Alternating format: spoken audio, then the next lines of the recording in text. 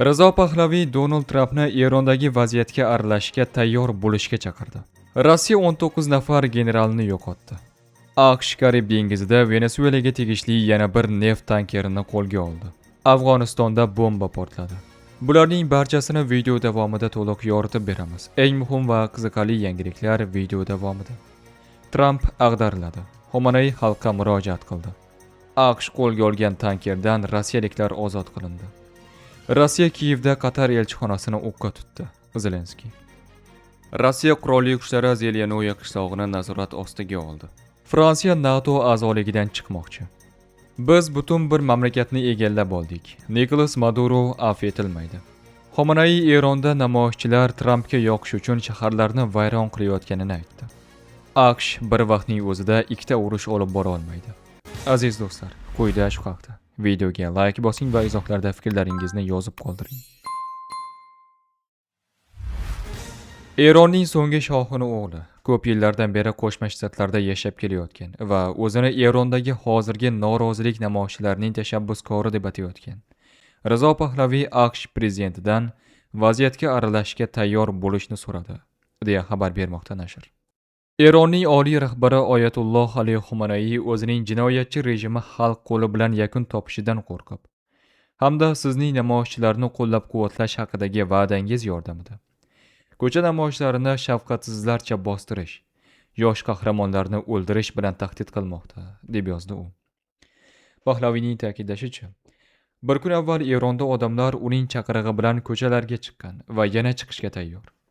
Sizdan yordam so'rayman. Iltimos, Eron xalqiga yordam berish uchun vaziyatga aralashishga tayyor bo'ling, deya qo'shimcha qildi Eron shohining o'g'li.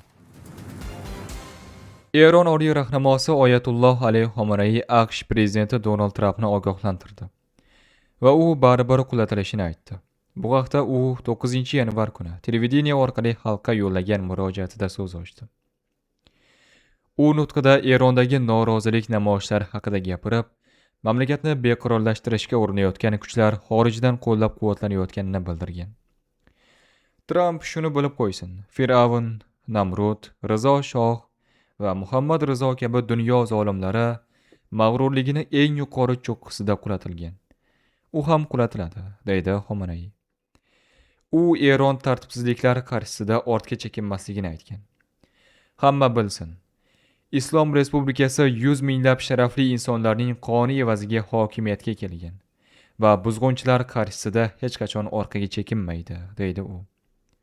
Mamlakatdagi norozilik namoyishlariga to'xtalar ekan, Xomanay namoyishchilarni AQSh prezidentini mamnun qilish uchun harakat qilayotganlikda ayblagan. Ular uni xursand qilishni xohlaydi. Agar u davlatni qanday boshqarishni bilganida edi, o'z mamlakatini boshqargan bo'lardi, degan Xomanay va Qo'shma Shtatlarning o'zida ham juda ko'p muammolar borligini qo'shimcha qildi.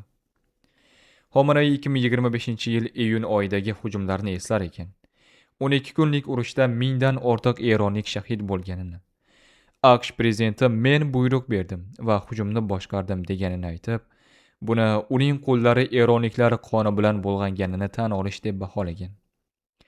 Shu bilan birga Xomanay tarafdorlarini birlikni saqlashga chaqirdi. Aziz yoshlar, tayyorgarligingizni asrang. Birlashgan xalq har qanday dushmanni yengadi, deydi u. 2022-yil fevral oyida Rossiyaning Ukrainaga keng ko'lamli bosqini boshlanganidan beri kamida 19 nafar rossiyalik general halok bo'ldi. Bu haqda ochiq ma'lumotlar va Rossiya va Ukraina manbalariga tayanib, The Insider xabar berdi. Barcha o'limlar ham Moskva tomonidan rasman tasdiqlanmagan. Yuqori qo'mondonlik tarkibidagi yo'qotishlar bevosita frontda ham, front ortida ham qayd etilgan, jumladan shtablarga berilgan zarbalar, aviatsiya hodisalari, Rossiya hududidagi qo'poruvchilik va portlashlar oqibatida, urushning dastlabki oylarida snayperlar yoki artilleriya zarbalari oqibatida bir necha generallar halok bo'ldi. 2024 va 2025-yillarda, jumladan RXBX qo'shinlari boshlig'i Igor Krylov, bosh shtab operativ boshqarmasi boshlig'i o'rinbosari, Yaroslav Moskalik, harbiy dengiz floti bosh qo'mondoni o'rinbosari Mikhail Gudkov va Moskvada avtomobil portlashi oqibatida bosh shtab operativ tayyorgarlik boshqarmasi boshlig'i Fanil Sarvarov halok bo'ldi. Halok bo'lganlarning ba'zilari o'lim paytida iste'foda bo'lgan yoki ko'ngillilar va hujum bo'linmalarida, shu jumladan Shtorm Z va HHQ tuzilmalarida xizmat qilgan. Qo'shma Shtatlar tomonidan Atlantika okeanida qo'lga olingan Rossiya bayrog'i ostidagi neft tankeridan 2 nafar rossiyalik ekipaj a'zosini ozod qilindi. Bu haqda 9-yanvar kuni Rossiya Tashqi ishlar vazirligi xabar berdi. Keltirilishicha, vazirlik vakili Mariya Zaxarova bayonotida rossiyaliklarni ozod qilgani uchun AQShni olqishlab, unga minnatdorlik bildirgan. Biz ushbu qarorni olqishlaymiz va AQSh rahbariyatiga minnatdorlik bildiramiz.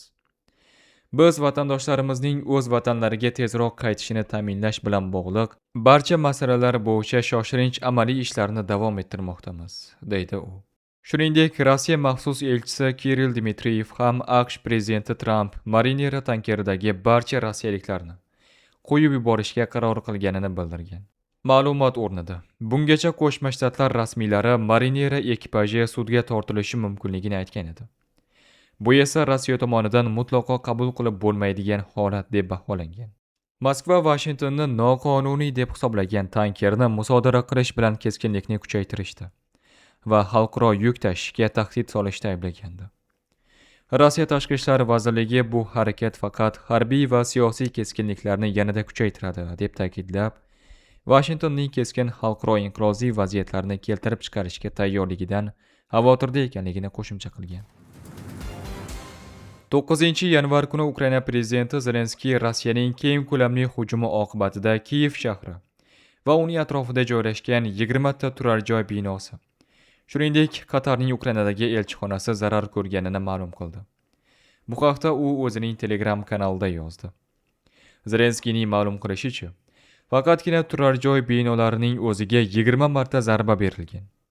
Shuningdek, Lvov viloyati va mamlakatning boshqa hududlarida ham zarbalardan keyingi tiklash ishlari davom etmoqda. Ukraina yetakchisi shuningdek dron zarbasi oqibatida Qatar elchixonasining bir binosi ham zarar ko'rganini qo'shimcha qildi.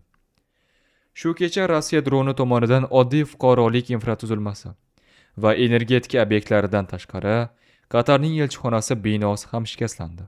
Bu Rossiya bilan vositachilik qilib, harbiy asirlar va Rossiya qamoqlarida saqlanayotgan tinch aholining ozod etilishi uchun katta sa'y-harakatlar qilayotgan davlatdir, degan u. Dunyoning aniq va qat'iy reaksiyasi zarur. Eng avvalo Rossiya haqiqatan ham hisoblashadigan Qo'shma Shtatlar tomonidan. Rossiya diplomatiyaga e'tibor qaratish uchun majburiyati ekanini anglab yetishi va har safar qotilliklar hamda infratuzilmani vayron qilishga qaytganida buning oqibatlarini his qilish kerak, deydi Ukraina rahbari. Rossiya qurolli kuchlari Zaporojye viloyatidagi strategik ahamiyatga ega Zelenoye qishlog'ini o'z nazoratiga oldi, deb xabar bermoqda Rossiya Mudofaa vazirligi. Bu qadam Rossiya armiyasi uchun mintaqadagi ta'sirini mustahkamlash va muhim transport yo'llarini nazorat qilishda katta ahamiyatga ega. Hozirda mahalliy aholi va harbiy holat haqida aniq ma'lumotlar rasman e'lon qilinmagan. Ammo bu voqea Zaporojye viloyatidagi vaziyatning keskinlashishiga olib kelishi mumkin. Biz butun bir mamlakatni egallab oldik va biz bu mamlakatni kuchli va boy qilamiz, dedi Tramp Venezuela haqida Fox News va New York Times gazetalariga intervyu berarkan. Venezuela tartibga keltirilmaguncha biz u yerda bo'lamiz. Qo'shma Shtatlar Venezuela neftini sotish orqali milliardlab, ehtimol trillionlab dollar ishlab olishni rejalashtirmoqda. AQSh bir kun ichida Venezuela neftidan jami 4 milliard dollar miqdorida daromad oldi. Va bu ko'rsatkich oshib boradi. AQSh bir vaqtning o'zida ikkita urush olib bora olmaydi. Bilasizmi, bizning iqtisodiyotimiz, men Yevropa ittifoqi haqida gapiryapman, Rossiyanikidan 9 baravar katta. Va bilasizmi, biz Qo'shma Shtatlar mavjud bo'lishidan oldin ham Rossiya bilan muvaffaqiyatli kurashganmiz. Shuning uchun biz bugun ham shunday qila olishimiz kerak. AQShning Amerikaning haqiqiy imkoniyatlari haqida ko'proq ochiqchasiga aytadigan giperrealistik hujjat tayyorlanganini chin dildan qadrlayman. Ular bizga uzoq vaqtdan beri endi bir vaqtning o'zida ikkita yirik urush olib borishga qodir emasliklarini aytib kelishmoqda, dedi Polsha tashqi ishlar vaziri Sikorski. AQSh harbiylari 9-yanvar kuni erta tongda Karib dengizida Venesuela bilan aloqador bo'lgan Olina neft tankerini qo'lga oldi. Bu haqda AQSh Janubiy qo'mondonligi Southcom'ga tayanib, Deutsche Welle xabar berdi. Operatsiya hech qanday ko'ngilsiz hodisasiz o'tdi. Jinoyatchilar uchun hech qayerda xavfsiz boshpana yo'q, deb xabar yo'lladi qo'mondonlik X'da. Afg'onistonning Tolibon nazoratidagi Kunar viloyatida urushdan qolgan portlovchi moddalar portlashi oqibatida kamida 2 nafar mahalliy aholi vakili halok bo'ldi. Bu haqda viloyat politsiya boshqarmasi xabar berdi. Ma'lum qilinishicha, Nurgul tumanining Mazar Dara qishlog'ida urushdan qolgan artilleriya snaryadi portlashi natijasida 1 nafar bola vafot etgan. Yana 6 kishi turli tan jarohatlari olgan. Shuningdek, mahalliy manbalar Asmar tumanida sodir bo'lgan shunga o'xshash hodisada 1 nafar ayol halok bo'lgan. 2 kishi esa jarohat olganini ma'lum qilgan.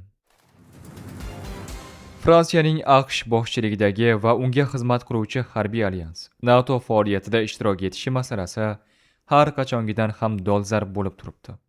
Men Fransiyani Shimoliy Atlantika alyansidan chiqishga chaqiruvchi rezolyutsiyani ko'rib chiqish uchun taklif kiritmoqdaman. Bu birlashgan qo'mondonlikdan boshlanadi, deyiladi siyosatchining ijtimoiy tarmoqdagi postida. Vitse-prezident Vashingtonning so'nggi geosiyosiy tashabbuslari o'zini bunga undaganini ma'lum qildi.